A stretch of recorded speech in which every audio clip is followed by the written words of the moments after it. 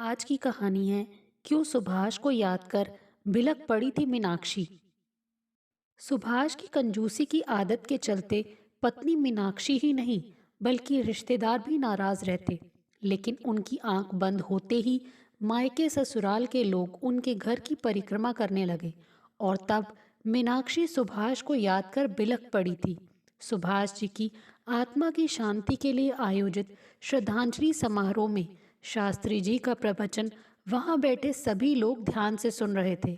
उन्होंने पौराणिक कथाओं को जोड़कर अपने प्रवचन को काफी दिलचस्प बना दिया था। मीनाक्षी चाह कर भी उस प्रवचन को ध्यान से नहीं सुन पा रही थी। अपने दिवंगत पति की माला पहनी तस्वीर को देखते देखते उसका मन बार बार अतीत की यादों में खोता जा रहा था। सुभाष की बहू चांद सी सुंदर और कितनी पढ़ी लिखी है।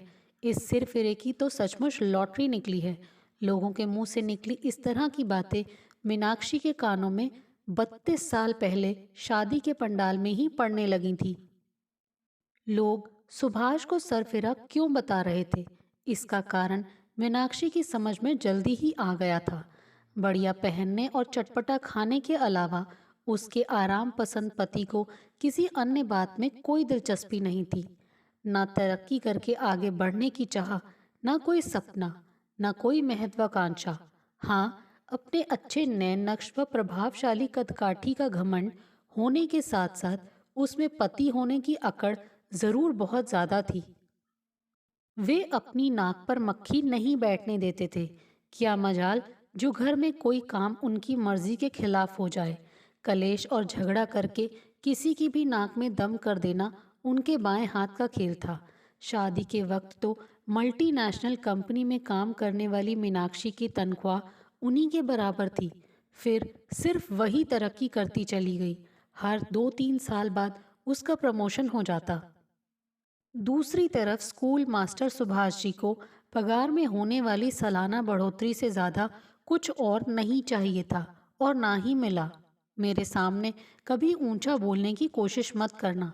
अगर कभी मेरे सिर के ऊपर से रास्ता बनाने की कोशिश की तो 1 मिनट में नौकरी छुड़वाकर घर बिठा दूंगा। इस तरह की धमकी अपने से ज़्यादा कमाने वाली मीनाक्षी को वे आए दिन ज़रूर दे देते थे। मीनाक्षी उनसे ज्यादा कमा रही है, इस कारण सुभाष जी रिश्तेदारों व परिचितों के सामने पत्नी को कुछ ज्यादा ही दबाकर रखने की कोशिश करते। अगर खराब मूड में हो तो 4 लोगों के बीच पत्नी को अपमानित करने का भी वे मौका नहीं चूकते थे। ऐसा करने से उनकी हीन भावना ज्यादा उभर कर सामने आती है। ये उनकी समझ में कभी नहीं आया। कमाया तो उन्होंने ज्यादा नहीं, पर घर में आते एक एक रुपए का हिसाब वे ही रखते। कहीं भी जरूरत से ज्यादा खर्च करने की बात सुनकर उनके तेवर चढ़ जाते। उनके कंजूस स्वभाव के कारण दोनों के सामूहिक खाते में रकम तो तेजी से बढ़ती गई, पर घर के सदस्यों को कभी कोई ज्यादा खुशी नहीं मिल पाई। घर में सुख सुविधाओं की चीजें बढ़ती गई, पर हर चीज को खरीदने से पहले कलेश होना लाजमी था। उनकी शादी के 2 साल बाद बड़ा बेटा संजीव आ गया। मीनाक्षी के ना चाहते हुए भी 2 साल बाद राजीव पैदा हो गया। सुभाष परिवार नियोजन के लिए किसी भी किस्म की जहमत उठाने को तैयार नहीं थे। इसीलिए मीनाक्षी ने राजीव के होने के समय अपनी ही नसबंदी करा ली थी। हर प्रमोशन के साथ ऑफिस में मीनाक्षी की जिम्मेदारियां बढ़ती चली गई। उसे देर तक दफ्तर में रुकना पड़ता था। उसके लिए घर और ऑफिस की जिम्मेदारियां संभालना बहुत कठिन हो जाता अगर सुभाष ने घर संभालने में उसका पूरा हाथ न बटाया होता। अपने पति के इस इकलौते गुण की तारीफ मीनाक्षी हर आए गए के सामने दिल से करती थी। सुभाष ने घर गृहस्थी के काम निपटाने में अच्छी कुशलता हासिल कर ली थी। सुबह बच्चों को स्कूल भेजने के लिए तैयार करने से लेकर उन्हें पढ़ाने, खाना खिलाने, कपड़े बदलवाने जैसे सभी काम वही करते थे। वे खाने के शौकीन तो थे ही, इसीलिए धीरे धीरे उन्होंने कई स्वादिष्ट चीज़ें बनाने में महारत हासिल कर ली थी। बड़े हो रहे बच्चों को अनुशासन में रखने के लिए वे गुस्से का इस्तेमाल खूब करते। इसका ये फायदा तो जरूर हुआ कि दोनों बेटे हर परीक्षा में अधिकतर प्रथम आते, पर अपने पिता को देखते ही उनका सहम सा जाना मीनाक्षी को दुखी कर जाता। वह कभी इस बाबत सुभाष से कुछ कहती तो वे बड़े रूखे से लहजे में जवाब देते, हम दोनों के खून पसीने की कमाई को आजकल चल रही फैशन की अंधी दौड़ में बर्बाद करने के सपने मैं अपने दोनों बेटों को कभी नहीं देखने दूंगा। तुम भी इस मामले में उन्हें किसी तरह की शह देने की कोशिश मत करना। संजीव और राजीव को छोटी उम्र में ही कुछ इस तरह के लेक्चर सुनने को मिलने लगे थे। अगर तुम्हें कोई भी कीमती या खास चीज़ चाहिए तो पहले परीक्षा में बहुत अच्छे नंबर लाओ और जो भी काम करने को दिया जाता है उसे जिम्मेदारी से निभाओ। इस घर में तुम्हें मुफ्त में कुछ नहीं मिलेगा और ना लाड प्यार से बिगाड़ा जाएगा। ये अच्छी तरह से समझ लो तुम दोनों। ज्यादा दिखावा करना मूर्खतापूर्ण होने के साथ साथ बच्चों के अंदर गलत आदतें और संस्कार डालना है। हम ज्यादा दिखावा करेंगे तो दुनिया भर के मंगते हमारे घर में जमा होने शुरू हो जाएंगे। अपनी गांठ में पैसा बचाकर रखना समझदारी है। तुम अपने ऑफिस को संभालो और घर व बच्चों की चिंता मुझे करने दो। दुनियादारी की समझ है नहीं और चली है मुझे समझाने। ऐसे मौक़ों पर सुभाष गुस्सा होकर मीनाक्षी की बोलती बंद कर देते थे। सुभाष की तीखी जबान और कंजूसी की आदत के चलते घर के लोग ही नहीं बल्कि हर रिश्तेदार भी उनसे नाराज रहता था। तगड़े बैंक बैलेंस ने उनके अंदर किसी से भी कोई भी उलट या अपमानजनक बात कह देने का दुस्साहस पैदा कर दिया था। एक बार मीनाक्षी के बड़े भैया ने 50,000 रुपये अपने जीजाजी से मांगे थे। मीनाक्षी अपने भाई की सहायता करना चाहती थी पर सुभाष ने साफ इनकार कर दिया। अपने भाई के दबाव में आकर मीनाक्षी ने जब इस विषय पर कहना सुनना जारी रखा तो एक दिन सुभाष ने अपने साले को ससुराल में ही जाकर भला बुरा कह दिया था। साले साहब, अपनी बहन को मेरी पीठ पीछे अगर किसी तरह की उल्टी पट्टी पढ़ाकर मेरा माल खींचने की कोशिश की तो ठीक नहीं होगा। मेरा इतना कहना आपके लिए काफ़ी होना चाहिए कि दूसरों से अपनी इज्जत कराना इंसान के अपने हाथ में होता है। सुभाष की इस धमकी का ये असर हुआ कि उनके साले ने करीब 5 साल तक उनके घर की दहलीज नहीं लांगी थी। सुभाष के अपने छोटे भाई का बिजनेस हमेशा घाटे में चलता था। उसे अपने बड़े भाई से कोई आर्थिक सहायता मिली भी तो कर्जे के रूप में मिली और उसे एक एक पाई लौटानी पड़ी थी। हर महीने अगर वह तय राशि लौटाने नहीं आता था तो सुभाष जी उसके घर पहुंचकर उसे डांटने और झगड़ा करने से नहीं चूकते थे। सुभाष जी की कंजूसी का ये फायदा हुआ कि उन्होंने बड़ी जल्दी 200 गज के प्लॉट पर एक मंजिला मकान बनवा लिया था। मकान बनवाने के 2 साल बाद कार भी ले ली थी। अपने दोनों बेटों को इंजीनियर बनाने में किसी आर्थिक कठिनाई का सामना उन्हें नहीं करना पड़ा था। मीनाक्षी मन मारकर उनके साथ जी रही थी।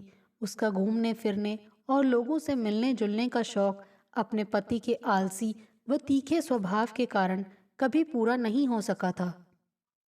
उसे हमेशा लगता था कि वह अपने पति के अजीबोगरीब व्यक्तित्व के कारण अपनी सहेलियों व सहयोगियों के सामने शर्मिंदा होती है। शास्त्री जी ने जब पगड़ी की रस्म शुरू करने की घोषणा की तो मीनाक्षी झटके से अतीत की यादों से निकल आई थी। कार्यक्रम समाप्त हो जाने के बाद कई औरतें विदा लेते हुए मीनाक्षी के गले लगकर रोई, पर मीनाक्षी को एक बार भी दिल से रोना नहीं आया। जीवन साथी हमेशा के लिए साथ छोड़कर चला गया है, यह तथ्य उसे बहुत ज्यादा पीड़ा नहीं पहुंचा रहा था। उसे लग रहा था कि किसी के दिल में अपनी जगह न बना पाने वाला इंसान अपनी पत्नी के दिल से भी खुद को दूर रखने में सफल रहा था। सब मेहमानों के चले जाने के बाद घर के करीबी लोग रह गए थे। रात 10 बजे के करीब वह अपने कमरे में आराम करने को लेटी ही थी कि उसके बड़े भैया मिलने आ पहुंचे। मीनू, तुम्हें जो भी इकट्ठा मिला है या मिलेगा उसे संभाल कर रखना जरूरी है। मैं अपने अकाउंटेंट को कल ही यहाँ भेज देता हूँ। वह बैंक और बीमे आदि के सारे कागज देख लेगा। बड़े भैया ने फौरन काम की बात करनी शुरू कर दी थी। अभी मेरा दिमाग बिल्कुल नहीं कर रहा है भैया, उसे कुछ दिन बाद भेज देना। थकी हुई मीनाक्षी को न जाने क्यों उनका इस वक्त रुपए पैसों की बात करना अच्छा नहीं लगा था। वह रविवार को आ जाएगा। बड़े भाई के होते हुए तुम्हें किसी तरह की चिंता करने की जरूरत नहीं है। बड़े भैया ने उसके सिर पर हाथ रखकर हौसला बंधाया और फिर कमरे से बाहर चले गए थे।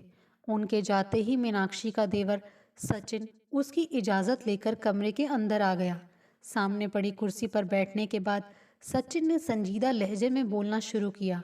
भाभी, अब इस घर में अकेले रहने में बहुत समस्याएं आएंगी। अगर रात बिरात किसी तरह की ज़रूरत पड़ी तो आप किसे पुकारोगी? हमारे पड़ोसी अच्छे हैं और भाभी पड़ोसी पड़ोसी होते हैं। सचिन ने आवेश भरे लहजे में उसे टोक दिया। वे अपनों की जगह कभी नहीं ले सकते हैं। आप मेरी एक सलाह मानोगी?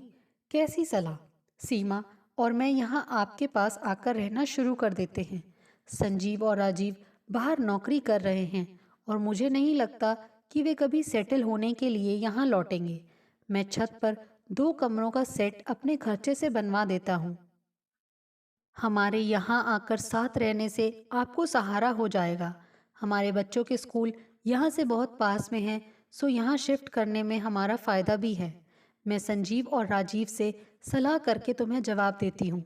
सिर में तेज़ दर्द शुरू हो जाने के कारण मीनाक्षी को बोलने में कठिनाई हो रही थी। आप अपनों का सहारा मिलने की बात पर जोर दोगी तो वे कमरे बनवाने की बात ज़रूर मान जाएंगे। उन्हें ऐसी सलाह देकर सचिन बाहर चला गया था। सचिन चाचा के जाते ही उसके दोनों बेटे संजीव और राजीव एक साथ कमरे में आ गए थे। दोनों ही टेंशन और हिचकिचाहट का शिकार बने नजर आ रहे थे। तुम दोनों मुझसे कोई खास बात करने आए हो ना? मीनाक्षी ने यह सवाल पूछकर उन्हें अपने मन की बात फौरन कह देने की सुविधा उपलब्ध करा दी थी। मम्मी, अब आपके यहाँ अकेले रहने की कोई तुक नहीं है। हम दोनों को लगता है कि अब इस मकान को बेचकर आपको हमारे साथ रहना शुरू कर देना चाहिए। कहते हुए राजीव भावुक हो उठा। अब ऑफिस में और ज़्यादा खटने की ज़रूरत भी नहीं है। आप जल्दी रिटायरमेंट लेने की अर्जी दे डालो। ये सलाह संजीव ने दी। अभी तो मेरी सर्विस के 2 साल बचे हैं। शायद एक और प्रमोशन भी मिल। मम्मी, अब प्रमोशन के बदले आपको अपनी सेहत का ज़्यादा ध्यान रखना चाहिए। पूना में मेरे घर के पीछे खाली ज़मीन पड़ी है।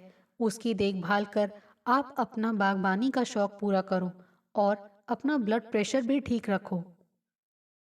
आपको ये जगह छोड़कर अब हमारे पास रहना शुरू करना ही पड़ेगा। संजीव ने जब दबाव बनाने को अपने मुंह से निकले हर एक शब्द पर बहुत जोर डाला तो मीनाक्षी मन ही मन खींच उठी थी। कुछ पल सोच विचार में खोए रहने के बाद वह झटके से उठ खड़ी हुई और बोली, चलो ड्राइंग रूम में एक साथ बैठकर कुछ महत्वपूर्ण मुद्दों पर फैसला कर लेते हैं। वे दोनों बड़ी अनिच्छा से उसके पीछे ड्राइंग रूम की तरफ चल पड़े थे। मीनाक्षी ने ड्राइंग रूम की तरफ जाते हुए अपने भाई, देवर और देवरानी को भी साथ ले लिया था। जब सब लोग बैठ गए तो मीनाक्षी ने खड़े खड़े ही बोलना शुरू किया। इसमें कोई शक नहीं कि आप सब लोग मेरे करीबी भी हैं और शुभ चिंतक भी। पर फिर भी मैं एक बात आप सभी से कहना चाहती हूँ। ये अच्छी बात है कि आप सबको मेरे सुख दुख की चिंता है, पर यह भी समझ लें कि उनके जाने के बाद मैं कमज़ोर और असहाय नहीं हो गई हूँ। जहाँ तक मेरा मार्गदर्शन करने की बात है, तो जब मैं आंख बंद करती हूँ तो वे मुझे हर उलझन को सुलझाने की सलाह देते नजर आने लगते हैं। मेरे हित को ध्यान में रखकर आप सभी के द्वारा दी गई सलाह और सुझावों के बारे में मैं एक ही बात कहना चाहूँगी। मुझसे कुछ कराने की सलाह देने से पहले आप सब ये ज़रूर सोचें कि अगर वे जिंदा होते तो आपकी सलाह को लेकर उनकी क्या प्रतिक्रिया होती। मैं आप सबसे साफ साफ कह देना चाहती हूँ कि जो काम वे अपने सामने नहीं होने देते, उसे मेरे ऊपर दबाव डालकर कराने की कोशिश ना करें। वे किसी हालत में अपना पैसा किसी और को संभालने के लिए नहीं देते, ना ही इस मकान के ऊपर 2 कमरों का सेट किसी को बनाने देते, और ना ही इस मकान को बेचकर अपने बेटों के पास रहने जाते। अगर आप लोगों के पास मेरे हित का कोई ऐसा सुझाव बचता है जो उन्हें भी मान्य होता, तो कल सुबह उसे आप मुझे अवश्य बताएं। इस वक्त मैं बहुत थक गई हूँ और सोना चाहती हूँ। आप सब भी आराम करें। Good night.